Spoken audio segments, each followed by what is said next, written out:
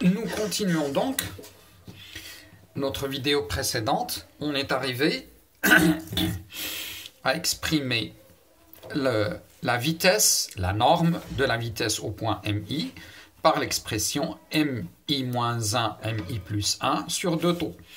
Et l'accélération au point MI par l'expression VI plus 1 moins VI moins 1 sur 2 taux. Donc ce sont les expressions des normes. Maintenant, qu'en est-il de l'expression du vecteur vitesse et du vecteur accélération? Eh bien, le vecteur vitesse, c'est tout simplement le vecteur.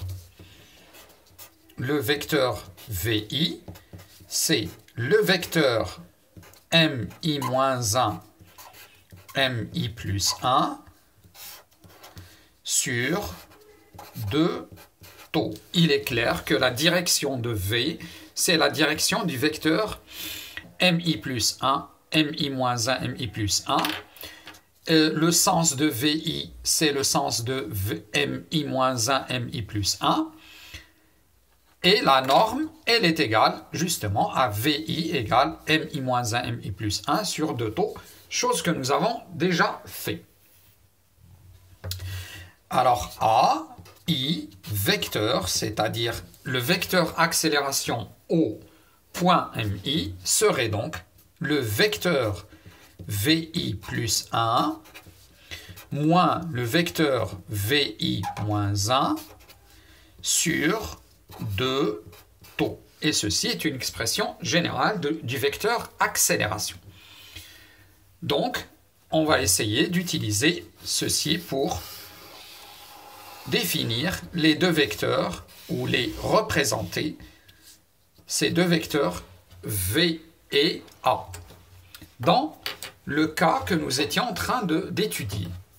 Donc, je reprends l'enregistrement et je vais essayer de tracer quelques vitesses. Par exemple, je vais considérer V3 et V5, ou alors V4 et V6. Je vais donc faire cela pour V3 et V5.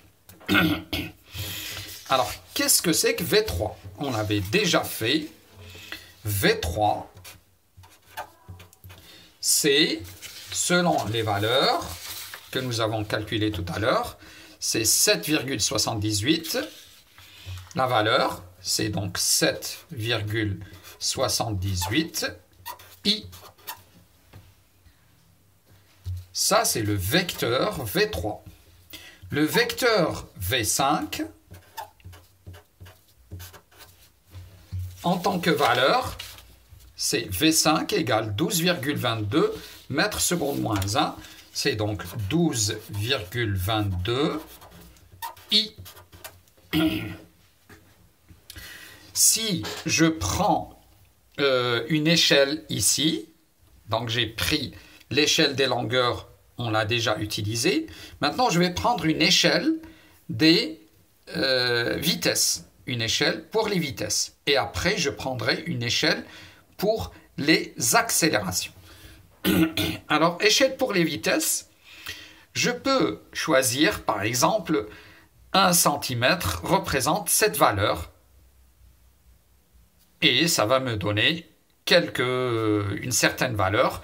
Donc, si je fais ce calcul, 1 cm représente 7,78 mètres secondes moins 1. Donc, quelle serait la valeur qui va représenter 12,22 mètres secondes moins 1? Un calcul simple nous donnera une certaine valeur